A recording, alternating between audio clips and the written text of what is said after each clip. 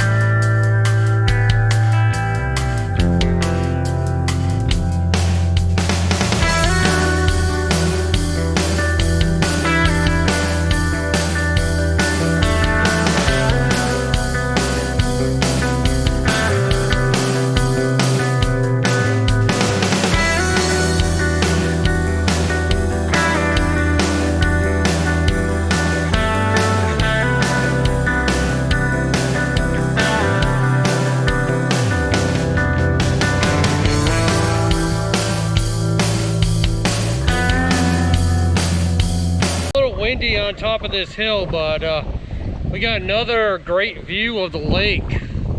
And again, this is the red and orange trail part that I'm on now. It's part of the north-south trail system that runs through Rhode Island, from the beach all the way up to the Mass border. But take a look at this view. Sorry about the wind noise.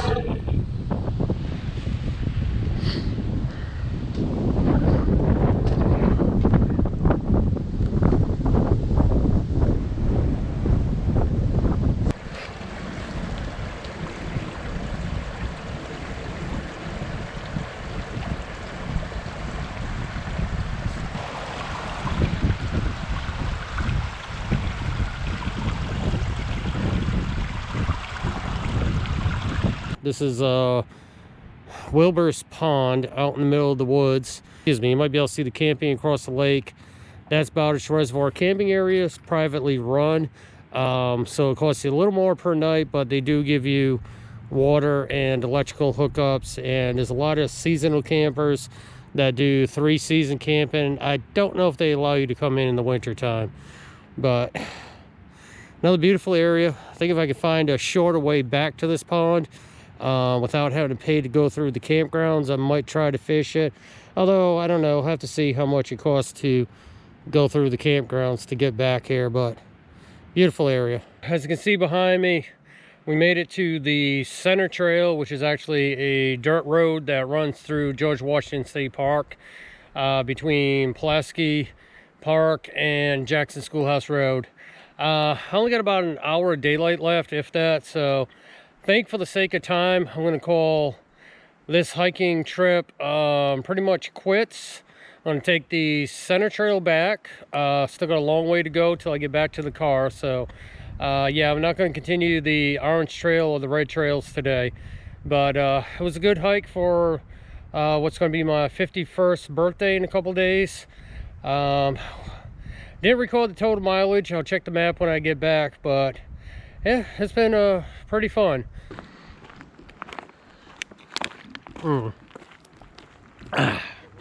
Refreshing. Oh, you always got to make sure you have water out on the trail. I want to talk to you a little bit again about trekking poles. I brought mine with me. I wasn't sure if I was going to use them, but on the way in I met a guy coming out of the trail who actually was using his, and I asked him, I says, the trail pretty much muddy? He said, oh yeah, it's very muddy. So I said, well, I guess at some point I'll need to get my poles out. He said, you might as well get them out now because it'll definitely keep you from going in. So on that trail I used my trekking poles the entire time. Found out I do like hiking with them. Made navigating rocks, little stream crossings, and the mud holes a lot easier. I could test out how deep the mud holes were. So I like them, and I'd probably use them again. The only downside is, as a filmmaker, every time I wanted to film something, I always had to put down the poles to get out my camera. So it's a little cumbersome that way, but you know, for walking on a road like this, you really don't need them unless it's icy. But if you're walking any sort of trail that has ice, rocks, stream crossings, up hills, downhill, especially when you start getting into my age in your 50s and your knees don't work so well and really can't take that much strain like they used to, trekking poles really do help out. They help me climb and everything, so I do recommend them. Like I said in one of my other videos, I just got a cheap $12 pair from Walmart. They're aluminum. They got the plastic handle, so yeah, my hands did sweat a little bit today, but yeah, they weren't that uncomfortable. And I do really like them, so I'll keep using them. Just as a filmmaker though, it's a little bit cumbersome. So anyway, still got a long way back to the car. So I don't know if I'll make it to the car before dark. The sun's starting to set. But yeah, this center trail, looks like I can drive my car up through here, depending on how either end of the access points are. And I used to do a lot of deer hunting up through here back when I was in my 20s. So beautiful piece of land. There's other trails that go up off in the woods. There's a huge swamp up in the back here. We're not going to hike them today. Don't know if I'll hike them this summer or not, because one thing about hiking in the middle of winter, you got no bugs. Come summertime, this place is crawling with black flies, deer flies, mosquitoes, ticks. So I'm enjoying this 70-degree winter day without the bugs. Well, long way to go still. See you when I get closer. We're almost back at the campground. I can see the gate to it up ahead. Don't know if that's picking that up through the woods or not, but I think I found a shortcut to that Wilbur Pond via this road.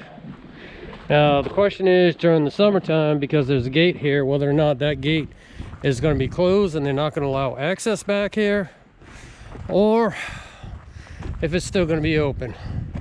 Because I don't know how well the centerline trail through Jackson Schoolhouse Road is maintained. Although up through here, the George Washington Trail and the part of the centerline we're on was actually maintained pretty well. So as long as they have the gates open, I'd be all set. But I guess I can always park down at the gate and then walk in right here to Wilbur's Pond. So we made it back before dark. I was hoping this wind would really calm down by the time I got back. The wind advisory is supposed to be over with, but it's still pretty windy. Let me show you what we did. We started out here. I don't know if you all can see that. Started out here. We hiked this trail all the way up through here. Got to the center trail, came back and down the Washington Trail. So depending on how this map accuracy is, it looks like, because I was on the red trail, although the red trail does come out here, this says this is a 6-mile hike, and the orange says it's an 8-mile hike. So I'm gonna say I probably did maybe about 5 miles, 4.5 miles today. But yeah, that's what we did. Started here, all the way up the red trail, took the center trail back, down the Washington Trail. It was a good walk. Temperature's starting to drop now. The wind is still blowing. My phone says it's 61 degrees, feels like 57, so pretty much dropped 9 degrees since the time we started this trip. Now it's time to go home. Gotta get some work done around the house, edit a couple more videos and get them up. And it was a good day. Really good day to be out in the woods. If you haven't tried hiking, or if you can't hike, maybe what you want to do is take some walks on some short trails, walk down by the lake, park. You just got to get out in nature, man. It relieves a lot of stress, clears your mind, gets your heart rate going a little bit, opens up your lungs. It's just beautiful being out in nature. You know, I'm 51 years old. I'm enjoying life and getting out.